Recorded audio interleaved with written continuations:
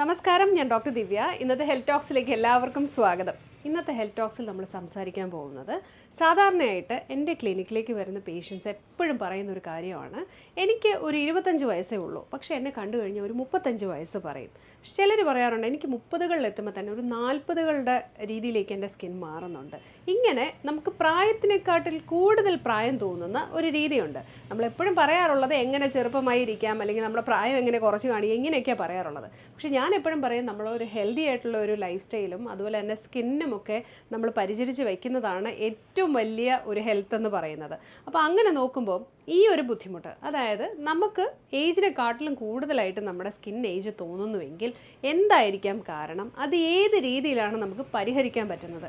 ശരിക്കും പറഞ്ഞാൽ നമ്മൾ സ്കിൻ കെയറിൻ്റെ കൂടെ തന്നെ നമ്മുടെ ഹെൽത്ത് കെയറും കുറച്ച് കാര്യങ്ങൾ ശ്രദ്ധിച്ചു കഴിഞ്ഞാൽ അത്ഭുതകരമായിട്ടുള്ള മാറ്റം നമുക്ക് കാണാൻ പറ്റും. ഇപ്പോൾ എൻ്റെ എക്സ്പീരിയൻസിൽ നിന്ന് തന്നെ ഞാൻ ഒരുപാട് കാര്യങ്ങൾ ചെയ്തിട്ട് എനിക്ക് മാറ്റം കിട്ടിയ കുറച്ച് കാര്യങ്ങളെക്കുറിച്ച് ഇന്നത്തെ എപ്പിസോഡിലൂടെ ഞാൻ പറയാം. അപ്പോൾ ആദ്യമായിട്ട് ഈ സ്കിൻ കെയറുമായിട്ട് ബന്ധപ്പെട്ട് പറയുമ്പോൾ ഇപ്പോഴത്തെ ഒരു ട്രെൻഡ് എന്ന് പറയുന്നത് പൊതുവേ വണ്ണം നന്നായിട്ട് കുറയ്ക്കുക എന്നുള്ളതാണ്. അതിപ്പോൾ ക്ലിനിക്കിലേക്ക് വരുമ്പോൾ പല ആൾക്കാരുമായിട്ട് സംസാരിക്കുമ്പോൾ പറയും 4 മാസം കൊണ്ട് 15 കിലോ കുറച്ചു, അല്ലെങ്കിൽ 6 മാസം കൊണ്ട് 20 കിലോ കുറച്ചു, ഇങ്ങനെയൊക്കെയാണ് പറയുന്നത്. അപ്പോൾ ഇതിൻ്റെ ഒരു ഭാഗമായിട്ട് നമുക്ക് വെയിറ്റ് ലോസ് വരുമ്പം കുറേ, അതായത് നല്ല അമിതമായിട്ട് വണ്ണമോ അല്ലെങ്കിൽ പൊണ്ണത്തടിയൊക്കെ ഉള്ളവരാണെങ്കിൽ തീർച്ചയായിട്ടും വെയിറ്റ് കുറയ്ക്കുന്നത് തന്നെയാണ് നല്ലത്. പക്ഷേ ക്രാഷ് ഡയറ്റ് എടുത്തും ശരീരത്തിൻ്റെ എന്താ പറയുക, നമ്മുടെ സ്കിന്നിന് ഒരു ഇലാസ്റ്റിക് ഓർഗനാണ് സ്കിന്ന്, നമുക്കറിയാം. പക്ഷേ ആ ഒരു ഇലാസ്റ്റിസിറ്റി നഷ്ടപ്പെടുന്ന രീതിയിലേക്ക് നമ്മൾ മാറുമ്പോഴത്തേക്ക് ചുളിവുകൾ വരാനുള്ള സാധ്യതയുണ്ട്.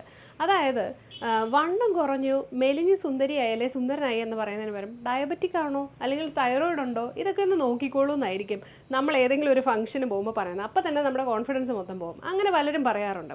അപ്പോൾ ഇങ്ങനെ വരാതിരിക്കണമെങ്കിൽ നമ്മൾ പറയുന്നത് ഒരു ഡ്രാസ്റ്റിക്കായിട്ട് അല്ലെങ്കിൽ വളരെ പെട്ടെന്ന് വെയിറ്റ് കുറയ്ക്കുന്നതോ വളരെ പെട്ടെന്ന് തന്നെ നമ്മൾ ഈ ക്രാഷ് ആയിട്ടുള്ള ഡയറ്റ് എടുക്കുന്നതോ ചെയ്യുന്നെങ്കിൽ അത് അവസാനിപ്പിക്കുക. വളരെ ഗ്രാജുവലായിട്ട് വേണം വെയിറ്റ് കുറയ്ക്കാൻ. മാത്രമല്ല ഒരു ഏജ് കഴിഞ്ഞു കഴിഞ്ഞാൽ, സേ ഫോർ എക്സാമ്പിൾ ഒരു 30 വയസ്സ് കഴിഞ്ഞു കഴിഞ്ഞാൽ നമ്മൾ ഭയങ്കരമായിട്ട് മെലിയണം എന്നുള്ളൊരാഗ്രഹം നമ്മൾ ആദ്യം കുറയ്ക്കുക. പകരം നമ്മൾ ആരോഗ്യത്തോടെ ഇരിക്കുക. അതായത് നമ്മളിപ്പോൾ വെയിറ്റ്സ് വെച്ചിട്ട് എക്സസൈസ് ചെയ്യുക എന്ന് വെച്ചാൽ ഡെഡ് ലിഫ്റ്റ് പോലത്തുള്ള കാര്യങ്ങളൊന്നുമല്ല. നിങ്ങൾ നല്ല രീതിയിലൊരു വെയിറ്റ് ട്രെയിനിങ് പോലെ ചെറിയ രീതിയിൽ ചെയ്യുക. ഒരു സ്ട്രെങ്തനിങ് എക്സസൈസസും കാര്യങ്ങളൊക്കെ ചെയ്ത് നമ്മുടെ മസിലിനെയൊക്കെ ഒന്ന് ദൃഢപ്പെടുത്തി വയ്ക്കുക. ബോണിൻ്റെ ഹെൽത്തും കാര്യങ്ങളൊക്കെ ഒന്ന് ശരിയാക്കി വയ്ക്കുക. ഇതാണ് ആദ്യത്തെ കാര്യം എന്ന് പറയുന്നത്. രണ്ടാമത്തെ കാര്യം എന്ന് പറയുന്നത്, ഇപ്പോൾ ആൾക്കാരെല്ലാം ഭയങ്കരമായിട്ടുള്ള സ്ട്രെസ്സിലൂടെയാണ് കടന്നു പോകുന്നത്. മിക്കവാറും എല്ലാവരും പറയാറുണ്ട് എന്തിനാ സ്ട്രെസ് എന്ന് എനിക്ക് തന്നെ അറിഞ്ഞുകൂടാ. പക്ഷേ എന്തോ ഒരു ആങ്സൈറ്റി, അതായത് എന്തോ ഒരു വെപ്രാളോ അങ്ങനെ ഒരു പരവേശമോ ഒക്കെ നമുക്ക് എപ്പോഴും ഫീൽ ചെയ്യുന്നു എന്ന് പറയുന്നുണ്ട്. അപ്പോൾ അങ്ങനെ ഉണ്ടെങ്കിൽ തീർച്ചയായിട്ടും നമ്മുടെ മനസ്സിനെ നമ്മൾ അതിൽ നിന്ന് ഡൈവേർട്ട് ചെയ്യാനുള്ള സമയമായി എന്നാണ് അതിൻ്റെ അർത്ഥം. അതായത് ഇപ്പോൾ 30കളുടെ അവസാനം 40കളുടെ തുടക്കം അല്ലെങ്കിൽ 40കളുടെ പകുതിയിലൊക്കെ എന്ന് പറഞ്ഞു കഴിഞ്ഞാൽ ഒരു തരം ആങ്സൈറ്റി അല്ലെങ്കിൽ ഒരു തരം ഡിപ്രഷൻ എന്നൊക്കെ പറയുന്ന ഒരു വലിയ ടേം അത് നമ്മൾ വെറുതെ എടുത്ത് ഉപയോഗിക്കാൻ പറ്റുന്നൊരു ടേം അല്ല. എങ്കിലും നമുക്കൊരു നിരാശ പോലെ അല്ലെങ്കിൽ ഒരു സങ്കടം പോലെ ഫുൾ ടൈം ഇങ്ങനെയൊക്കെ മിക്കവാറും ഒരുപാട് പേരും പറയുന്നൊരു കാര്യമാണ്. അത് എല്ലാ രീതിയിലും വളരെ സാറ്റിസ്ഫൈഡ് ആയിട്ട് ജീവിക്കുന്ന ആൾക്കാർ തന്നെയാണ് കൂടുതൽ ഇങ്ങനെ പറയുന്നത്. അപ്പോൾ ഈ ഒരു അവസ്ഥയിൽ എനിക്ക് തോന്നിയിട്ടുള്ളൊരു കാര്യം മാക്സിമം എൻഗേജ്ഡ് ആയിരിക്കുക എന്നുള്ളതാണ്. ഇപ്പോൾ റിട്ടയർമെൻറ്റിന് ശേഷമൊക്കെ പലരും പറയാറുണ്ട് അതുവരെ വളരെ എനർജറ്റിക് ആയിരിക്കും, വളരെ വൈബ്രൻ്റ് ആയിരിക്കും.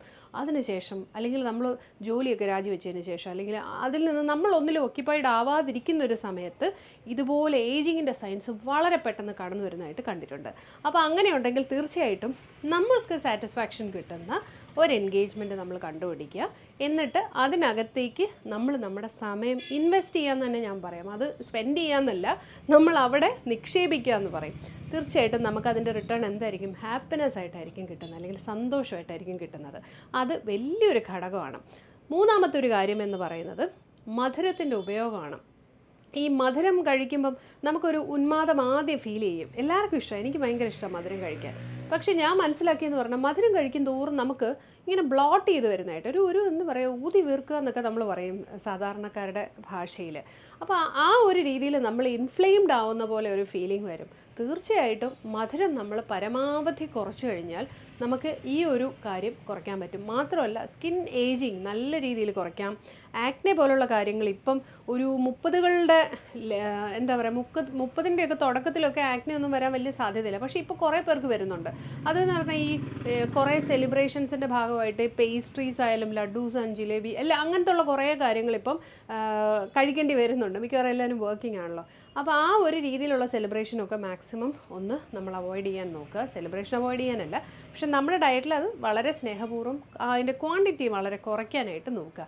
മധുരം എന്ന് പറയുന്നത് നമ്മളെ ഏജ് ചെയ്യിപ്പിക്കുന്ന ഒരു സാധനം തന്നെയാണ്. അത് ആർക്കാണേലും അത് അപകടമാണ്. പിന്നെ നമ്മുടെ ഒരു ഇഷ്ടത്തിന് വല്ലപ്പോഴും കുറച്ചെന്നുള്ള രീതിയിലാക്കുക, റെഗുലർ ബേസിലാക്കാതിരിക്കുക. ഇതൊരു പ്രധാന ഘടകമാണ്.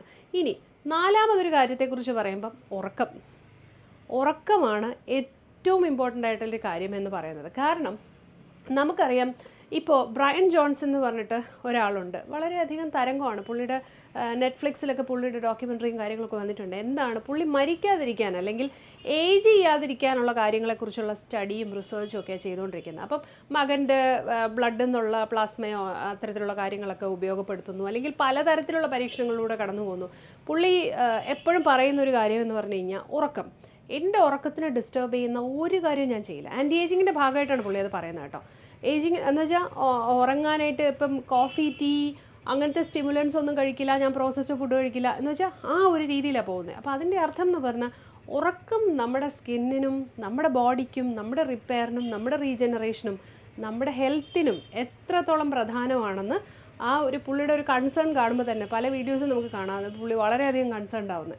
അപ്പോൾ അത് കാണുമ്പോൾ തന്നെ നമുക്ക് മനസ്സിലാവും. മാത്രമല്ല നമ്മളുടെ കാര്യം തന്നെ എടുക്കാം. ഒരു 3 ദിവസം നമ്മൾ അടുപ്പിച്ച് ഉറങ്ങാതിരുന്നു കഴിഞ്ഞാൽ ഏജിങ്ങിൻ്റെ സൈൻസ് ആയിട്ടുള്ള കണ്ണിനടിയിലെ ചുളിവ്, കണ്ണിനടിയിലെ കറുപ്പ്, ഒരു ക്ഷീണം, ഈവൻ തലമുടി പൊഴിച്ചിൽ. നമ്മളിപ്പോൾ മുടി പൊഴിച്ചിലിനൊക്കെ കാരണം പലരും പറയുമ്പോൾ ഉറങ്ങുമെന്ന് ചോദിക്കുമ്പോൾ പറയുമ്പോൾ ഉറങ്ങാറുണ്ട്. രാത്രി 2 മണിക്ക് കിടന്നിട്ട് ഞാനൊരു ഉച്ചയ്ക്ക് 12 മണിക്കൊക്കെ എഴുന്നേക്കുമെന്ന് ചില ആൾക്കാർ പറയാറുണ്ട്. അപ്പോൾ നമ്മൾ പറയും അങ്ങനെയല്ല ഉറങ്ങേണ്ടത്.